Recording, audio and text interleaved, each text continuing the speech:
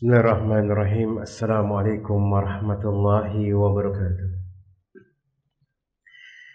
Innal hamdalillah nahmaduhu wa nasta'inuhu wa nastaghfiruh. Wa na'udzu billahi min sururi anfusina wa min sayyiati a'malina. Man yahdihillahu fala mudilla lahu wa may yudlil fala hadiya lahu. Wa asyhadu an la ilaha illallah wahdahu la syarika lahu. Lahul mulku wa lahul hamdu wa huwa ala kulli syai'in qadir. Wa asyhadu anna Muhammadan abduhu wa rasuluhu wa habibuhu wa khaliluhu. Salawatu rabbi wa salamuhu alaihi wa ala alihi wa ashabihi wa man ihtada bihudahu ila yaumiddin yauma la yanfa'u malun wala banun illa man atallaha biqalbin salim. Masyarul muslimin wal muslimat jemaah yang semoga dirahmati oleh Allah Jalla Jalaluh. Kita senantiasa bersyukur kepada Allah Rabbul Alamin, memuja dan memujinya, bersyukur atas limpahan berkah yang diberikan oleh Allah Tabaraka wa Ta'ala kepada kita jemaah, dengan meningkatkan ketakwaan kepada Allah Tabaraka wa Ta'ala, mendekatkan diri terus kepada Allah, kemudian menjauhkan diri kita dari semua yang diharamkan oleh Allah Rabbul Alamin. Kemudian salawat beriring salam kita ucapkan kepada Nabi kita Muhammad bin Abdullah sallallahu alaihi wasallam. Allahumma salli wa sallim wa zid wa barik wa an'im ala sayyidina wa maulana Muhammad bin Abdullah sallallahu alaihi wasallam. Ya Allah, semoga selawat beriring salammu, tambahan berkah dan nikmatmu senantiasa tercurahkan kepada hamba kekasihmu ya Allah, kekasih kami ya Allah, junjungan kami ya Allah, Muhammad bin Abdullah sallallahu alaihi wasallam. Jemaah kaum muslimin dan muslimat yang semoga dirahmati oleh Allah Tabaraka wa Ta'ala. Alhamdulillah pada kesempatan sore hari yang berbarokah ini kita bisa duduk, kita bisa melanjutkan pelajaran dan kajian kita, masih membahas kitab yang dituliskan oleh Syekh Fuad bin Abdul Aziz hafizahullahu ta'ala, yaitu Kitabul Adab, kitab tentang kumpulan adab-adab Islami yang hendaknya dimiliki oleh seorang muslim dalam kehidupannya sehari-hari. Maka di sini beliau mengatakan bab yang sudah kita masuki, yaitu bab yang ke-11, masih membahas tentang adab-adab mendatangi masjid. Maka beliau melanjutkan di sini yang ke-9. Di antara adab-adab mendatangi masjid adalah bolehnya seseorang itu tidur terlentang, boleh. Dengan syarat jangan sampai auratnya itu kelihatan. Karena biasanya orang kalau tidur terlentang itu jemaah, maka postur tubuhnya akan kelihatan, lebih-lebih apalagi kalau dia perempuan. Begitu juga dengan laki-laki. Maka ada beberapa yang diajarkan oleh Nabi sallallahu alaihi wasallam tata cara tidur terlentang tersebut supaya aurat yang kita miliki itu tidak terlihat oleh orang lain. Maka di sini beliau mengatakan, Syekh Fuad bin Abdul Aziz, maka dibolehkan tidur terlentang di masjid. Rasulullah sallallahu alaihi wasallam pun pernah tidur di masjid jemaah, yang semoga dirahmati oleh Allah tabaraka wa taala, tidur-tiduran di masjid dengan posisi terlentang, tetapi beliau meletakkan salah satu kaki beliau di kaki yang lainnya, diletakkan kayak seperti silang. Karena dengan posisi seperti silang tersebut, maka aurat itu tidak akan tersingkap dan kelihatan oleh orang yang mungkin posisinya di bawah kaki kita atau di arah kaki kita, sehingga aurat kita tidak kelihatan. Yang mana aurat tersebut kalau laki-laki ya mulai dari pahanya, lututnya ke atas sampai pusarnya. Adapun perempuan adalah semuanya. Kemudian para ulama mengatakan kecuali muka dan telapak tangan, dan ini yang disebutkan oleh Imam Syafi'i, dan itu adalah aurat ketika sholat. Tapi sebagian lain mengatakan di luar sholat pun itu dibolehkan, kecuali kalau ibu-ibu mukanya cantik misalnya, kemudian akan menggoda dan akan menimbulkan fitnah, maka disyariatkan untuk ditutup wajahnya. Kemudian beliau menyebutkan di sini, Syekh Fuad bin Abdul Aziz, ada sebuah riwayat pula dari Abdullah bin Zaid bin bin Ashim radhiyallahu taala anhu, bahwasanya beliau pernah melihat Nabi sallallahu alaihi wasallam yaitu terlentang di masjid sambil meletakkan salah satu kaki beliau di atas kaki yang lain. Kemudian pula disebutkan dari Ibnu Syihab, dari Sa'ad bin Al-Musayyab, ia mengatakan Utsman dan Umar dan Utsman melakukannya. Kemudian akan tetapi harus berusaha menjaga agar aurat tidak tersingkap. Ini dia. Gak boleh sampai tersingkap, sampai kelihatan, dijaga ketika tidur. Apalagi dia pakai sarung misalnya, takut nanti, apalagi nggak pakai celana, misalnya celana panjang tambahan, dikhawatirkan nanti tersingkap. Karena ketika orang tidur itu dia nggak sadar dengan auratnya kebuka apa nggak kebuka. Maka sebelum dia tidur di tempat yang ramai, yang mana ada orang yang berlalu lalang di sana, yang mana ada orang yang sholat di sana, dikhawatirkan nanti tersingkap auratnya, maka ini adalah sesuatu yang diharamkan oleh Nabi sallallahu alaihi wasallam. Maka suatu ketika pernah Nabi sallallahu alaihi wasallam pernah melewati sebuah atau dua kuburan di Madinah sana. Ini ada kaitannya tentang permasalahan ini. Maka Nabi sallallahu alaihi wasallam mengatakan innahuma la yu'adzabani wa la yu'adzabani bikabirin. Sesungguhnya keduanya ini tidak diazab dengan perbuatan yang mungkin dirasa oleh orang lain itu besar, enggak.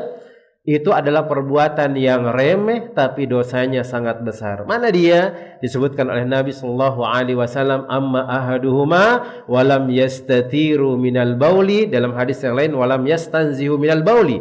Tapi yang jadi syahid di sini adalah walam yastatiru minal bauli. Apa maksudnya? Ketika dia buang hajat, dia enggak boleh memperlihatkan auratnya kepada orang lain. Karena dengan hal tersebut dia bisa diazab, dia bisa disiksa di kuburannya. Ingat, ini masalah dia buang air besar yang mana seharusnya memang harus membuka aurat dia harus jaga auratnya. Maka bagaimana dengan orang yang enggak ada keperluan kemudian terbuka auratnya, tersingkap auratnya? Maka jelas itu adalah salah satu hal yang akan membuat dia disiksa oleh Allah Jalla Jalaluh, kecuali kalau dia bertobat kepada Allah Tabaraka wa Ta'ala kemudian dia memperbaiki dirinya. Maka di sini beliau mengatakan harus terjaga agar auratnya tidak tersingkap. Karena meletakkan salah satu kaki di atas kaki yang lainnya memungkinkan atau kaki yang lainnya, atau disebutkan di sini karena meletakkan salah satu kaki di atas kaki yang lainnya memungkinkan tersingkap aurat, dan siapa yang mungkin bisa menjaganya maka hal tersebut tidak terlarang baginya. Siapa yang mungkin bisa menjaganya, tersebutkan dengan dia tidur seperti itu maka auratnya tidak mudah tersingkap, tapi dia tidak bisa menjamin dirinya dengan meletakkan kakinya di atas dan yang lainnya nanti tidak akan menjaga. Maka tetap harus diperhatikan permasalahan jangan sampai kelihatan auratnya. Kemudian di antara faedah yang bisa diambil di sini, sebagian orang merasa keberatan dengan menjulurkan kaki mereka ke arah kiblat. Sementara bentuk wara mereka, akan tetapi perasaan berat ini tidak pada tempatnya. Siapa saja yang menjulurkan kakinya atau kedua kakinya ke arah kiblat masjid atau di luar masjid, maka ia tidaklah berdosa. Hukum asalnya boleh menghadapkan kaki mengarah kiblat, enggak arah kiblat, maka jangan jadi masalah. Malah kalau menjulurkan ke arah kiblat itu lebih enggak kelihatan, apalagi kita misalnya berbaring di depan masjid misalnya, maka lebih bagus tuh. Hukum asalnya. Cuman harus dijaga jangan sampai auratnya kelihatan. Aurat itu harus dijaga, apalagi yang diperintahkan oleh Allah Tabaraka wa Ta'ala dengan hal tersebut. Kemudian orang yang menjulurkan kakinya atau kedua kakinya ke arah kiblat di masjid wajib menjaga agar tidak menjulurkannya ke arah mushaf. Ini dia peringatan. Yang biasanya mushaf diletakkan di depan atau mungkin yang lainnya, maka dia harus dijaga adab-adab ini. Jangan sampai kakinya terkena dengan mushaf tersebut. Mungkin dia enggak sengaja, cuman dia sudah tahu ada mushaf di depan sana, ya jangan dijulurkan kakinya ke sana. Apalagi sampai menginjak mushaf tersebut, apalagi mushaf tersebut bahkan disebutkan oleh ulama kita, jangan sampai dia letakkan lebih rendah daripada kakinya. Ini di antara adab. Semuanya adab tentang buku yang dipelajari, hadis-hadis Nabi sallallahu alaihi wasallam, kemudian juga Al-Qur'an, maka di antara adabnya adalah tidak meletakkan Al-Qur'an itu di bawah kakinya atau sejajar dengan kakinya. Maka silakan dia taruh di atas yang lebih atas, misalnya di atas meja, kemudian yang lainnya. Dan ini sebagai adab dan pengagungan kepada kalamullah. Ini mungkin terasa kayak biasa-biasa saja, tapi khawatirnya kalau kita terbiasa tidak seperti itu, dikhawatirkan nanti kita akan meremehkan dan bahkan akan terjatuh ke dalam melecehkan Al-Quran. Ada orang biasa-biasa saja, masa sih gara-gara kita seperti ini nanti seperti ini, biasa-biasa kan kitab kan biasa seperti ini. Akhirnya diletakkan di bawah, diremehkan, lama-lama diinjak, kemudian yang lainnya. Hati-hati dengan hal tersebut. Bahkan kaum muslimin pun mencela dan mengingkari orang-orang yang menjulurkan kakinya atau kedua kakinya ke hadapan mereka atau di dalam majlis mereka. Mereka terlebih lagi dengan orang-orang yang menjulurkan kedua kakinya ke arah mushaf, maka tidak diragukan bahwa hal tersebut adalah sesuatu yang lebih harus diingkari lagi. Ini yang kesembilan, yaitu boleh tidur terlentang tapi dengan syarat dijaga jangan sampai terlihat atau tersingkap auratnya, atau berbaring terlentang jangan sampai terbuka auratnya. Kemudian yang ke-10 jemaah yang semoga dirahmati oleh Allah Rabbul Alamin, kaum muslimin dan muslimat semoga dirahmati oleh Allah Tabaraka wa Ta'ala. Yang ke-10 bolehnya tidur di masjid. Di masjid itu boleh tidur jemaah, boleh tidur. Maka kalau ada orang mau tidur di masjid silahkan. Yang penting dia jaga kebersihan, kemudian jangan sampai kotor. Terutama kalau yang biasanya ada yang suka ngiler, ya setidaknya bawa sarung lah. Bawa sarung dilapis di bawah kepalanya, atau mungkin dia tutup sebagian dari mulutnya, maka silakan. Jangan sampai nanti dia mengatakan kan boleh tidur di masjid. Bahkan para sahabat dulu ada namanya ahlu sufa. Nah, kita katakan boleh, dan itu akan disebutkan oleh beliau di sini bahwasanya para sahabat dahulu yaitu ashabu sufa, mereka tidur di masjid, mereka belajar di masjid karena nggak ada rumahnya. Cuman ya harus jaga kebersihan, jangan semau-maunya. Emang mungkin dia mengatakan kan ada merbot Ustadz, nanti yang akan membersihkan, nanti yang akan menyikati. Iya, benar. Itu tidak salah, benar sekali ucapan kita. Cuman Nabi Shallallahu Alaihi Wasallam mengatakan at-tuhuru satrul iman. Kebersihan itu adalah sebagian daripada keimanan. Berarti sebaliknya, ketika ada orang gak bersih, dia membuat kotor, dia membuang sampah, dia bisa mengganggu orang yang lain dengan posisi dia tidur, dia keluar air liurnya misalnya, maka jelas itu tidak ada keimanan pada dirinya. Dia tidak ada keimanan dan tidak sempurna keimanan tersebut. Nah, hati-hati. Maka silahkan kita bolehkan sekedar berbaring, mungkin istirahat, mungkin ada orang yang capek. Karena emang tujuan di masjid itu adalah untuk membuat orang lebih tenang, terutama adalah ibadah. Maka kalau ada memang sambilan dia datang untuk sholat istirahat sebentar, maka itu tidak jadi masalah. Kemudian yang berikutnya jemaah yang semoga dirahmati oleh Allah Tabaraka wa Ta'ala, disebutkan pula yaitu seorang sahabat yang mulia Ibnu Umar.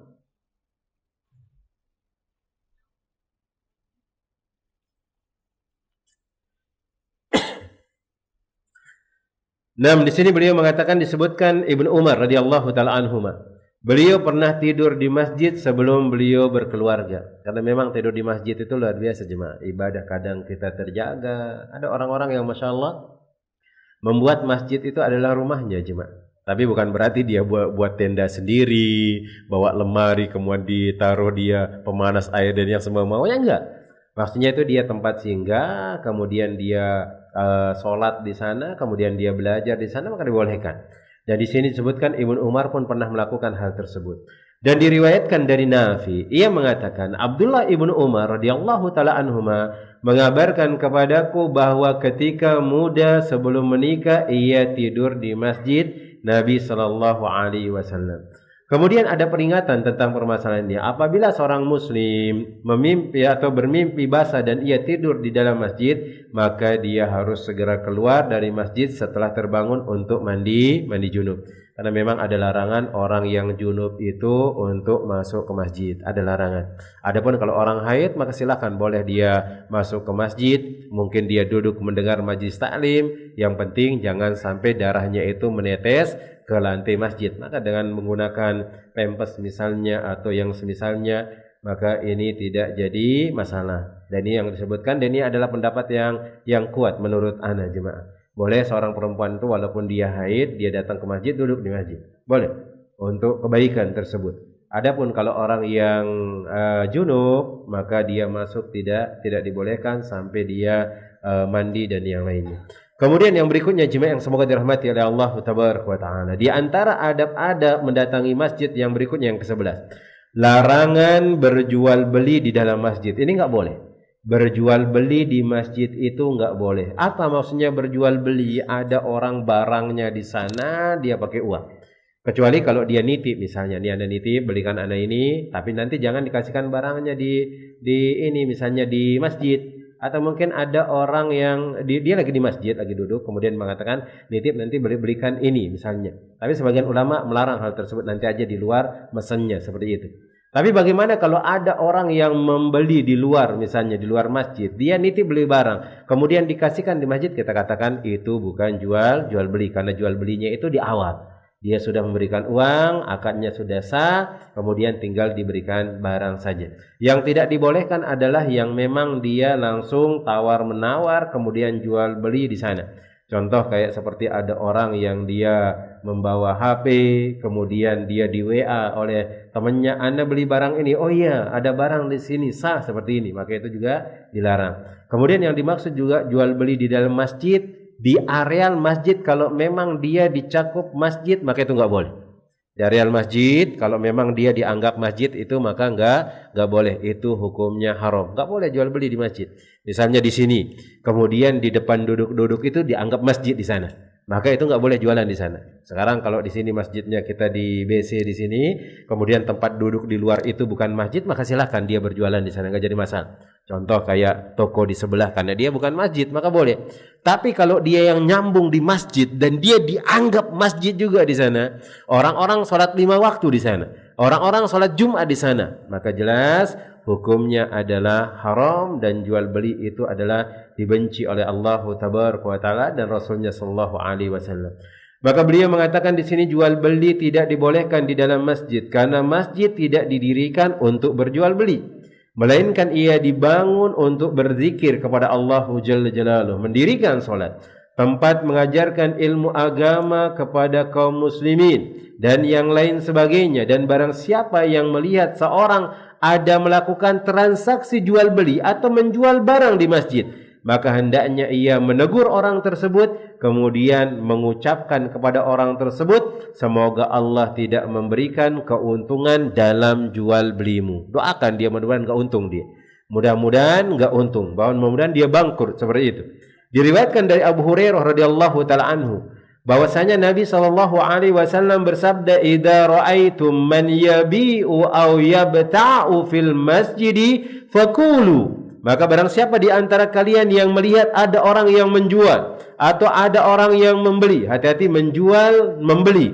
Dia menjual, dia membeli di dalam masjid, maka katakan kepada mereka, qala arbahallahu tijarataka. Semoga Allah tidak memberikan keuntungan dalam jual belimu tersebut.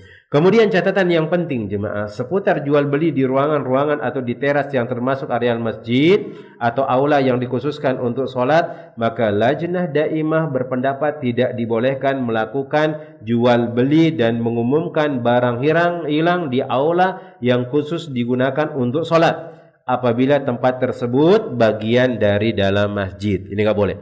Kecuali kalau antum misalnya buat ada toko di samping masjid, ya kayak sebelah lah toko di samping masjid, tapi dia bukan masjid, karena orang-orang enggak ada sholat di sana, orang-orang enggak melakukan sholat 5 waktu dan enggak melakukan sholat Jumat di sana, maka itu enggak jadi masalah. Maka tinggal dicari-cari aja kalau ada masjid kayak seperti itu, tinggal ditegur saja. Mungkin ada yang enggak paham dengan hal tersebut, atau mungkin kita juga jangan sampai suudzon ketika kita melihat masjid kok kayak tempat kantinnya itu di masjid. Maka tinggal antum tanya dia, ini areal tempat orang sholat apa enggak? Areal tempat orang sholat apa enggak? Kalau dia mengatakan iya, maka tidak boleh di sana dia melakukan jual beli dan selanjutnya. Kemudian yang berikutnya jemaah yang semoga dirahmati oleh Allah Tabaraka wa taala, Nabi sallallahu alaihi wasallam bersabda, apabila kalian melihat seorang menjual dan membeli di masjid, maka katakanlah semoga Allah tidak memberikan keuntungan dalam jual belimu. Lalu lajnah daimah melanjutkan, adapun ruangan-ruangan maka haruslah rinci. Haruslah rinci. Apabila ruangan tersebut masuk ke dalam denah masjid, maka ruangan itu tergolong dalam masjid dan penjabarannya sama dengan penjabaran aula teras masjid. Adapun jika ruangan tersebut di luar denah masjid, walaupun pintunya bersatu dengan masjid, maka hukumnya tidak termasuk masjid, karena pintu rumah Nabi sallallahu alaihi wasallam yang didiami oleh Aisyah berada di depan masjid dan hukumnya tidak menyatu dengan hukum masjid. Bagaimana kalau kita jualan di emperan masjid, yang masjid ada halamannya luas, kemudian kita jualan di sana. Apakah ini termasuk masjid? Di halamannya, di halaman masjid, halamannya luas, di situ kadang dibuat tempat parkiran misalnya. Nah, apakah itu termasuk? Nah, kalau memang itu digunakan untuk sholat, kemudian denah masjidnya seperti itu, maka nggak boleh. Tapi kalau dia di luar dari denah masjid yang di tempat sholat, maka itu boleh. Maka itu boleh. Karena banyak kan masjid halamannya luas sekali itu. Luas sekali di sana tempat parkir. Nanti kalau ada bazar, dia jual bazar di sana juga. Maka insya Allah kalau seperti itu, yang penting dia di luar dari perhitungan. Oh, ini denah masjid sekian, ini tempat orang sholat, ini denahnya. Dia itu hanya sekedar halaman, maka silakan, nggak jadi masalah hal tersebut. Kemudian yang berikutnya, faedah termasuk mengikuti sunnah Nabi Shallallahu Alaihi Wasallam. Barang siapa yang mendengar seorang menjual atau membeli sesuatu di dalam masjid, maka hendaknya dia mengatakan, semoga Allah tidak memberikan keuntungan dalam jual belimu. Ini sunnah Nabi SAW. Kalau melihat orang berjualan seperti itu, sampaikan, mudah-mudahan engkau enggak untung, mudah-mudahan Allah membuat jual belimu enggak untung. Kalau dia marah, kenapa engkau mendoakan? Nabi SAW yang mendoakan. Nabi Shallallahu Alaihi Wasallam yang mendoakan, tapi ditegur dulu lah, ditegur dulu. Kalau dia merasa mengatakan, emang ini enggak benar, berarti anak baru tahu dalilnya ini enggak boleh. Ya sudah, dia berubah, ya jangan didoakan. Nanti jual beli di luar saja, sampaikan seperti itu. Dan yang nampak dari faedah atau lafaz hadis di atas, tidak dibedakan antara seorang alim dan seorang yang jahil. Maka sampaikan hal tersebut. Kemudian yang ke-12. Yang ke-12 adalah larangan mengumumkan barang hilang di masjid, nggak boleh. Larangan mengumumkan barang hilang. Tadi di mall di atas hilang dompetnya, misalnya bersama-sama ATM-nya. Datang dia ke masjid mengatakan, siapa yang mendapati mungkin dompet saya yang hilang, sekian duitnya, maka dia akan mendapatkan balasan atau mendapatkan upah. Nggak boleh. Nggak boleh. Adapun kalau orang mengumumkan, misalnya ada yang ketinggalan barangnya, mungkin ada jemaah yang ketinggalan barangnya, silahkan diambil di takmir masjid. Atau mungkin ada mobil yang menghalangi parkiran, mungkin digeser. Ini nggak jadi masalah. Karena ini bukan dia datang ke masjid untuk mengumumkan barang hilang. Barangnya ada, cuma disampaikan barang siapa yang dia ketinggalan barangnya, sehingga silahkan diambil seperti itu. Kalau mungkin dia tidak lakukan, maka dia khususkan ada mading khusus barang-barang hilang. Anda dapati di mana tuh? Anda lupa ngelihat. Di masjid atau di daerah mana itu, dia ada kotaknya. Ada kotaknya, kotak kaca, tebal kotak kaca tersebut, di sampingnya mading, ditulis di sana barang-barang yang ketinggalan di masjid. Banyak. Ada jam tangan, terutama yang banyak itu jam tangan, kunci motor, kunci mobil, ada di sana. Ada di sana, udah diumumkan di sana. Tinggal ada orang yang kehilangan, tinggal dicari di papan pengumuman tersebut. Insya Allah dia akan dapat dengan hal tersebut. Maka di sini beliau mengatakan, Syekh Fuad bin Abdul Aziz, masjid-masjid Allah dibangun untuk berzikir kepada Allah Tabaraka wa Ta'ala. Kemudian dibangun untuk bertasbih kepadanya, membaca Al-Quran, dan mendirikan sholat. Masjid-masjid Allah tidak dibangun untuk dijadikan tempat menayangkan atau menyiarkan barang-barang hilang atau barang yang tidak diketahui keberadaannya.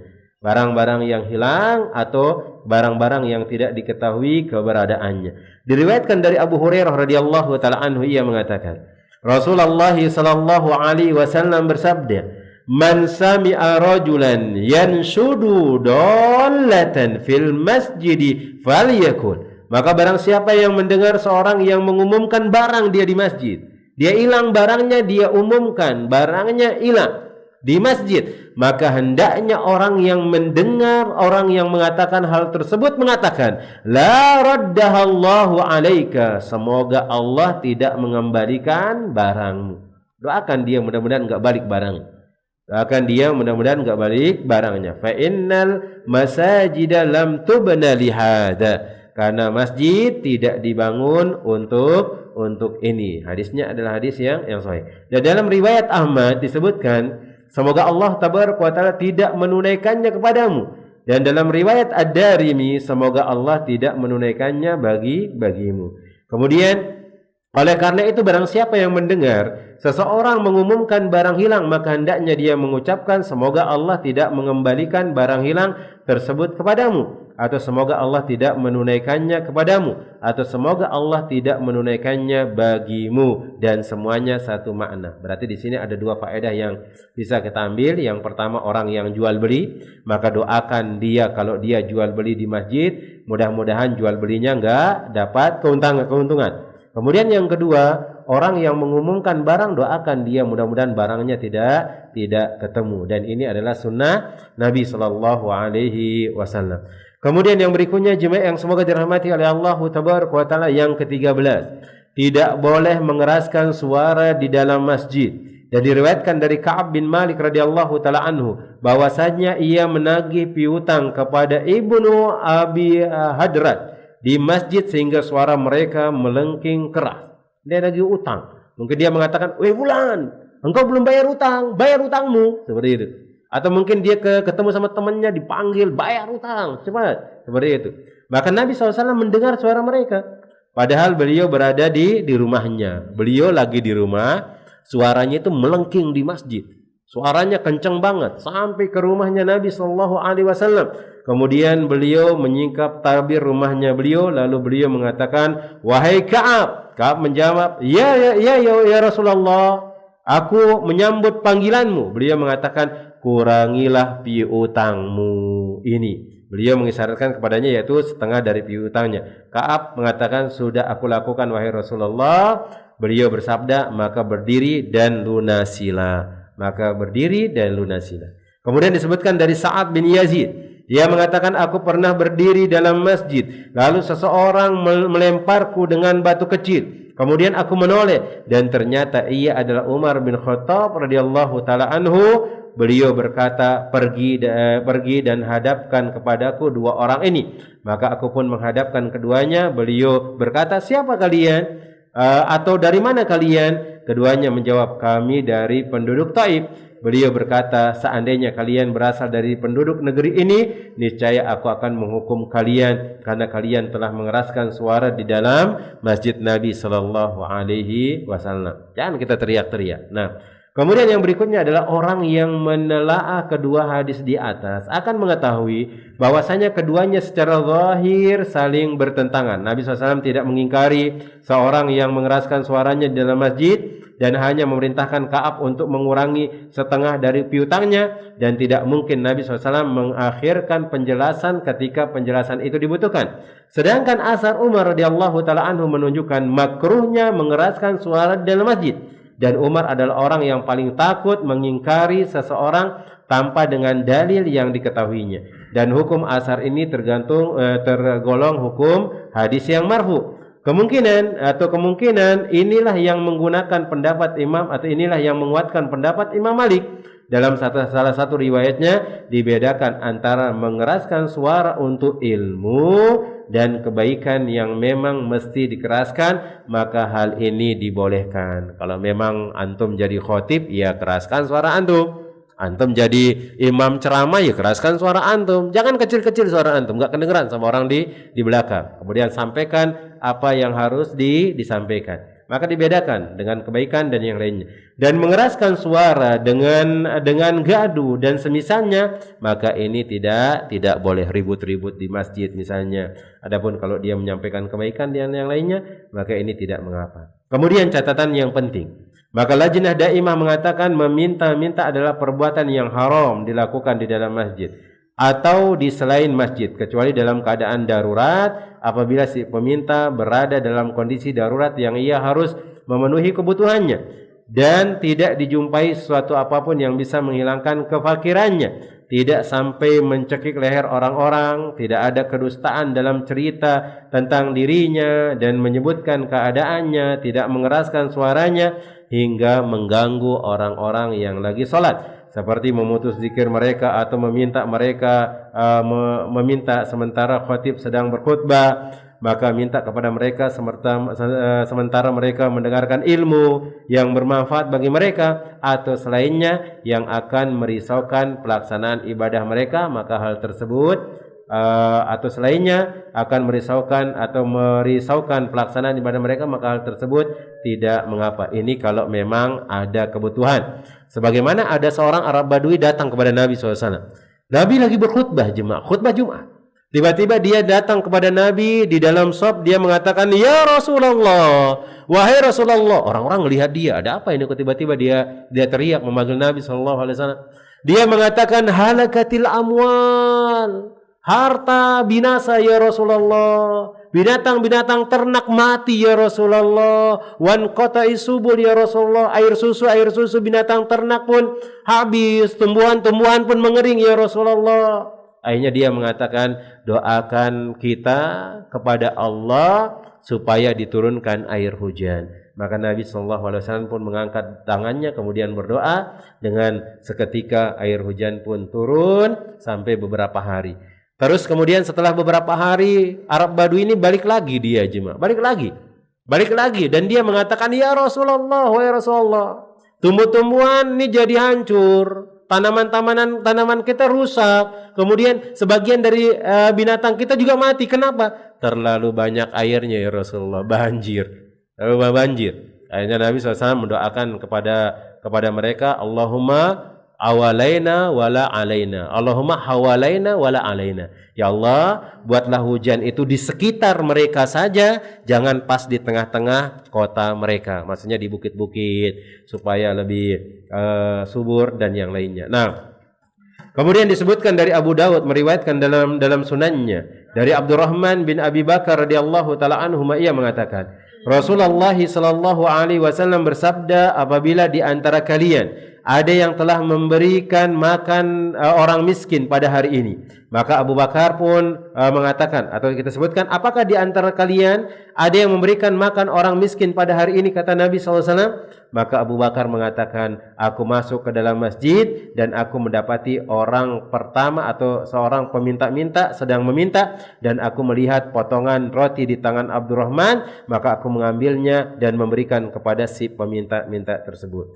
Al-Munziri mengatakan, Muslim meriwayatkan dari dalam sahihnya, An-Nasa'i dalam sunannya dari hadis Abu Hazim Salman Al-Ashja'i serupa dengan hadis di atas. Hadis ini menunjukkan bahwa bolehnya bersedekah di dalam masjid dan bolehnya meminta-minta saat dibutuhkan. Adapun jika permintaan tersebut bukan sesuatu keperluan yang mendesak atau suatu kedustaan kepada manusia dari apa yang disebutkan tentang keadaannya atau hingga mendatangkan mudarat dari pemiliknya permintaannya sendiri, maka itu tidak dibolehkan untuk mengajukan permintaan. Ini enggak boleh. Meminta-minta itu hukum asalnya enggak boleh, cuma enggak boleh. Karena Nabi Shallallahu Alaihi Wasallam mengatakan, ayyadul ulya khairum min yadis sufla. Tangan di atas itu lebih utama daripada tangan di bawah. Memberikan orang itu lebih utama daripada kita meminta-minta. Kecuali kalau memang nggak bisa sama sekali. Maka sesekali kalau ada orang minta-minta, orangnya sehat, dia kuat, sesekali jangan dikasih.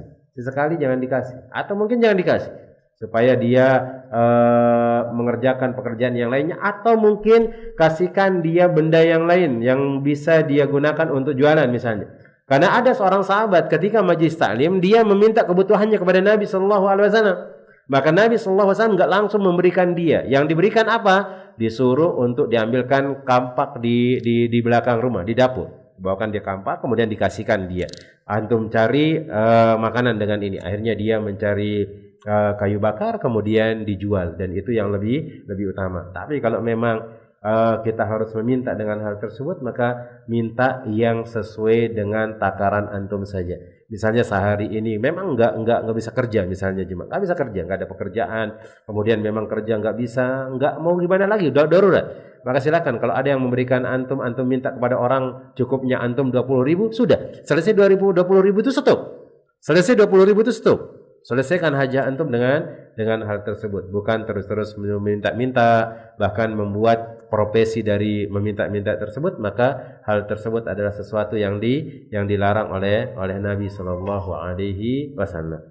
Kemudian jemaah yang semoga dirahmati oleh Allah tabaraka wa taala, yang berikutnya beliau mengatakan larangan menyilangkan jari jemari ketika keluar dari masjid sebelum melaksanakan sholat dan dibolehkan setelah mengerjakan sholat. Ini ketika hendak mau mengerjakan sholat, keluar, kemudian dia yang lainnya, maka nggak boleh dia menggabung antara jari jemarinya. Bahkan sebenarnya di keluar sholat pun itu dilarang oleh Nabi SAW, dimakruhkan. Karena kenapa? Biasanya orang yang menyilangkan jarinya seperti ini, kemudian dia letakkan di lututnya, itu seperti orang yang lagi ada masalah.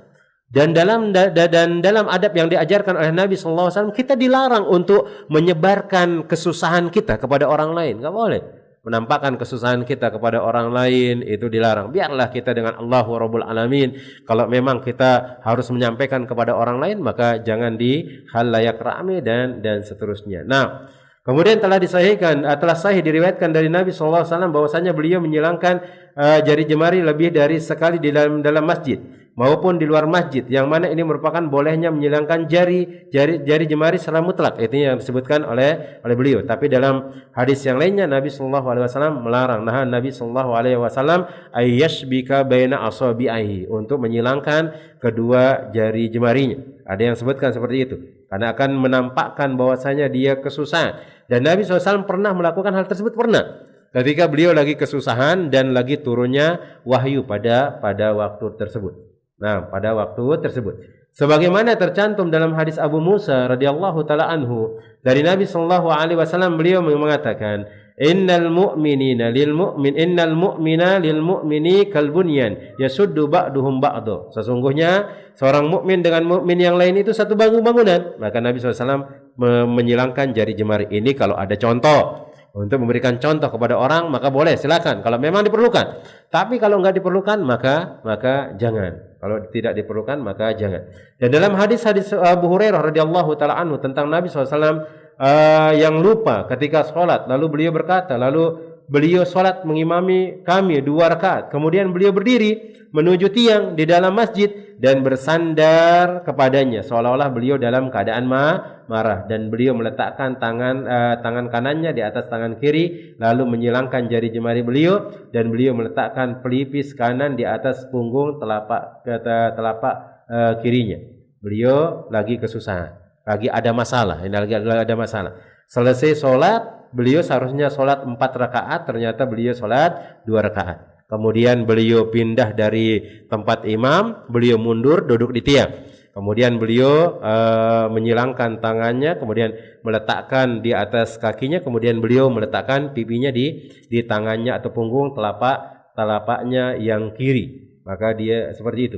Kemudian hadis yang selanjutnya ini ada faedah di sana tentang bolehnya orang melakukan hal tersebut. Kemudian nanti ada percakapan yang terjadi juga dalam kondisi tersebut. Ketika ada seorang sahabat yang namanya Dzuliyadain melihat kok Nabi SAW sholatnya cuma 2 rakaat. Akhirnya dia datang kepada Nabi SAW mengatakan, ya Rasulullah, aqasarta aw amnasita ya Rasulullah, apakah engkau mengqasar sholat wahai Rasulullah atau engkau lupa? Maka Nabi SAW mengatakan, apa yang dikatakan oleh Dzuliyadain ini? Maka para sahabat mengatakan, iya ya Rasulullah, tadi engkau sholat mengerjakan cuma 2 rakaat saja. Akhirnya Nabi SAW maju ke depan, kemudian mengerjakan dua rakaat. Itu 2 rakaat yang dikerjakan oleh Nabi, diselangi dengan pindah dari posisi dari imam ke tempat tiang, kemudian bersandar, kemudian berbicara, kemudian beliau menggabungkan kedua tangannya karena ada masalah misalnya, maka ternyata itu tidak merusak sholat tersebut. Kalau jaraknya cuma sebentar, diingatkan, maka balik maju ke depan, kemudian dia sholat tambah 2 rakaat, kemudian dia salam, kemudian setelah salam dia melakukan sujud sahwi. Dan telah sahih pula diriwayatkan dari beliau tentang larangan menyilang jari jemari Ka'ab bin Ujrah Rasulullah Shallallahu Alaihi Wasallam meriwayatkan bahwa Rasulullah SAW bersabda, "Idza tawadda'a ahadukum fa ahsinul wudu'a, summa kharaja 'amidan ilal masjid, fala yusabbikanna yadayhi fa innahu fi shalat." Kemudian beliau mengatakan, apabila salah seorang di antara kalian berwudu dan membaguskan wudunya, kemudian dengan sengaja menuju ke masjid, maka janganlah ia menyilangkan jari jemarinya, karena sungguhnya ia berada dalam keadaan salat. Dan penyelarasan antara hadis di atas bahwa larangan menyilangkan jari jemari sebelum sholat berlaku bagi siapa saja yang sengaja menuju masjid dan ia berada pada hukum seorang yang sedang sholat. Dan setelah sholat dikerjakan, maka orang yang sholat tadi berada pada hukum orang yang pergi setelah mengerjakan sholat tersebut. Nah, Allah Ta'ala besar, mungkin ini yang dapat Ana sampaikan. Maka kesimpulannya di sini ada beberapa hal yang diajarkan ketika masuk ke dalam masjid atau ketika berada di masjid. Boleh tidur terlentang, tapi harus jaga auratnya jangan sampai kebuka. Kemudian boleh dia tidur juga di masjid, silakan. Yang penting dia jaga kebersihan, dia jaga keamanan, dia jaga ketenangan di masjid. Kemudian yang ke-11, tidak boleh dia jual beli. Kalau dia melihat ada orang jual beli, doakan supaya jual belinya tidak mendapatkan keuntungan. Kemudian orang yang mengumumkan barang hilang di masjid, maka doakan dia mudah-mudahan barangnya tidak dikembalikan oleh Allah Tabaraka wa Ta'ala. Kemudian yang berikutnya adalah mengeraskan suara di dalam masjid.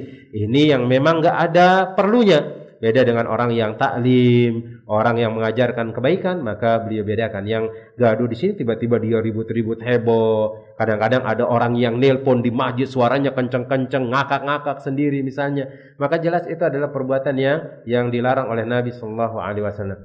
Kemudian larangan menyela-nyela jari jemari ketika keluar dari masjid atau ketika dia berangkat dari rumahnya untuk ke masjid, karena dia dianggap lagi sholat. Kemudian beliau menyebutkan di sini Syekh Fuad bin Abdul Aziz, adapun kalau setelah sholat maka itu dibolehkan. Walaupun di sini ada memang perbedaan para ulama, ada yang mengatakan itu mutlak tidak boleh, ada yang mengatakan cuman sekadar pas kondisi ketika berangkat ke masjid saja dia tidak boleh, karena dia dicatat lagi dalam keadaan sholat. Adapun selesai sholat maka enggak jadi masalah.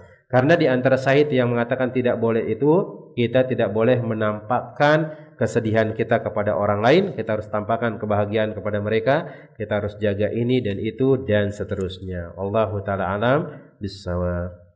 Fadhal, mungkin ada pertanyaan sebelum kita cukupkan yang berkaitan dengan tema atau yang lain.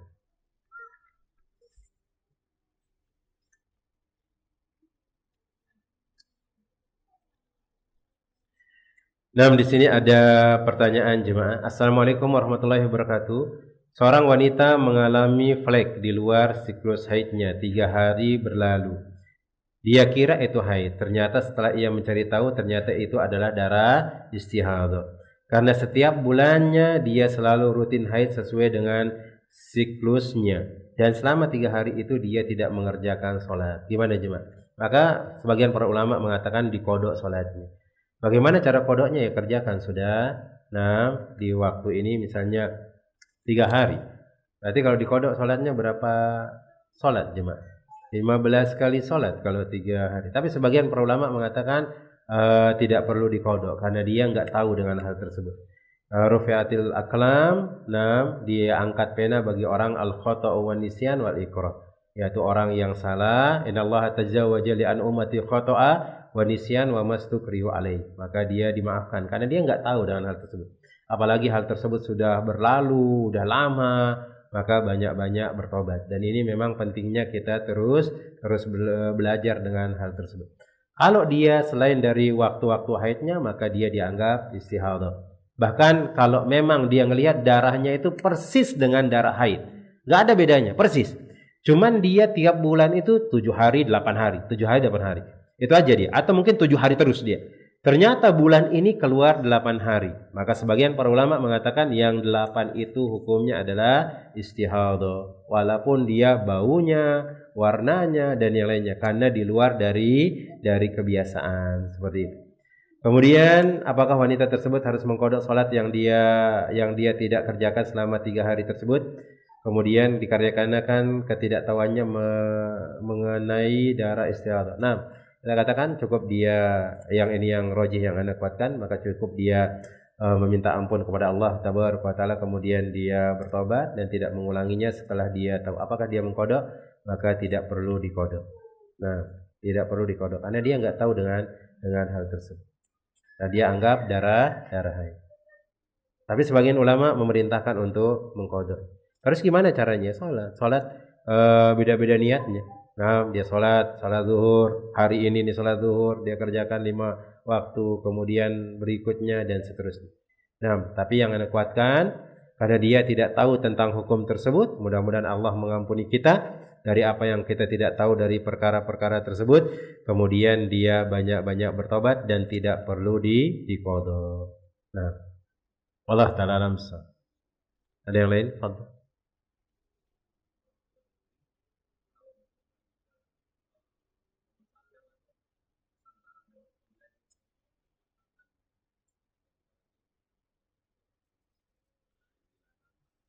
Nah, kita mesen barang lewat online. Wallahu taala alam bisawab. Apa tentang permasalahannya enggak terlalu paham. Mungkin nanti kita tanyakan. Apalagi dia ada bonus-bonus ininya lah, lewat aplikasi ini dapat inilah. Anda belum terlalu paham dengan hal tersebut. Adapun kita sekedar lewat Facebook misalnya, kita mengatakan, oh kita mesen sate ayam misalnya. Oh nanti ongkirnya 5.000. Maka silakan. Antum bayar segitu. Mungkin satenya 30. Ongkirnya 5.000, antum bayar 35. Antum bayar karena ada jasa yang dijual di sana juga selain dari barang tersebut, dan itu bukan riba dan bukan saling tipu daya, enggak. Adapun kalau dia lewat aplikasi, Anda belum paham dengan hal tersebut. Soalnya nanti Anda khawatir Anda jawab ternyata salah. Apalagi kan aplikasi-aplikasi itu ada cashback apanya lah, ada promo apanya lah, ada kemudian apanya lah dan seterusnya. Apalagi di sana ada yang pakai bank juga kan, ada yang pakai bank. Kan antum kalau pakai kris itu kan otomatis pakai bank itu juga, pakai bank. Kartu bank antum nyambung ke sana. Nah, dan transaksinya menggunakan kartu ATM. Gimana seperti itu? Nah, Allah Taala alam. Ana enggak paham tentang ini.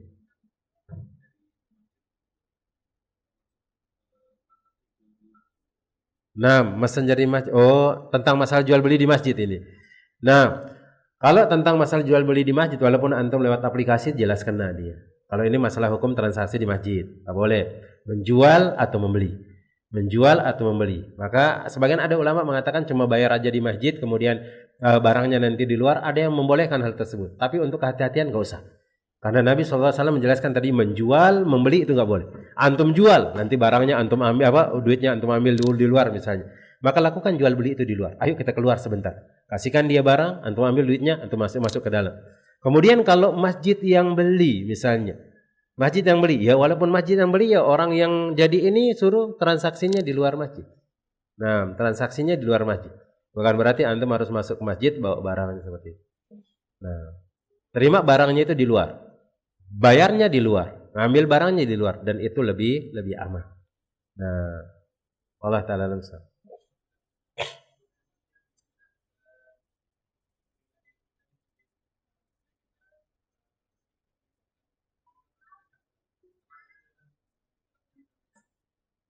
Beli token lagi di masjid.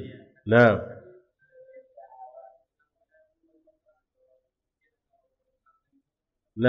antum beli token kemudian untuk dikasihkan ke masjid. Masjid lagi bunyi-bunyi misalnya, bunyi-bunyi nih tokennya. Ada saldo ana 1 juta nih. Akhirnya antum beli di masjid. Kemudian antum isikan. Ini juga hati-hati dengan hal tersebut. Jangan dilakukan. Itu transaksi berarti di masjid. Itu transaksi berarti di masjid. Antum duduk, antum pesan dia, bayar langsung di situ. Karena antum punya aplikasi apa misalnya beli token 1 juta, kemudian antum suruh ngisikan ke ini. Maka itu juga transaksi.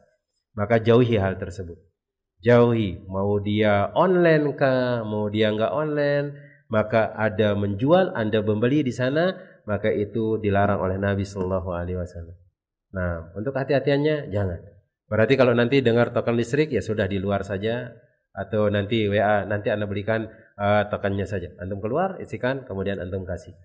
Nah, Allah Ta'ala itu lebih hati-hati supaya enggak kena dengan larangan Nabi SAW dan tidak didoakan, tidak ada keberkahan dari apa yang kita lakukan. Nah, mungkin ada yang lain? Fadhil. Waalaikumsalam warahmatullahi wabarakatuh.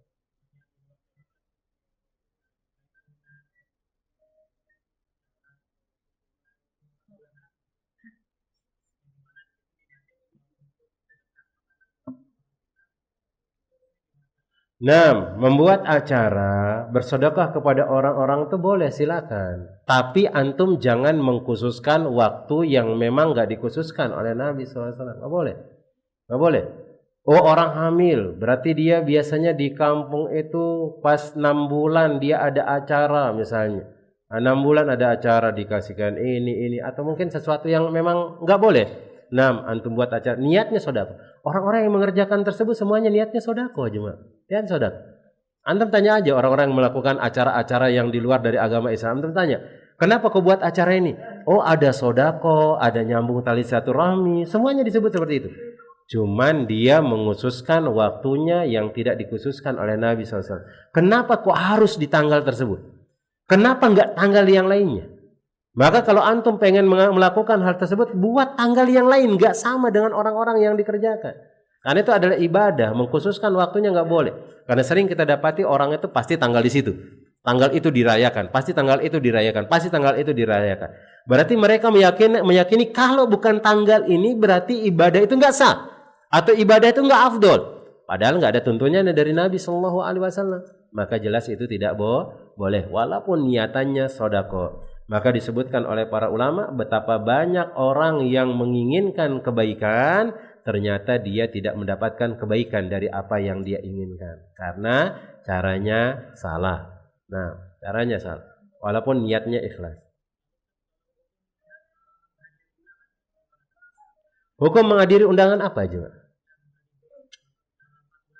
Nah, hukum menghadiri undangannya kayak gimana juga? Dia pas hari itu, kemudian dia buat acara seperti itu. Nah, gak usah hadir nanti. Nah, gak usah hadir.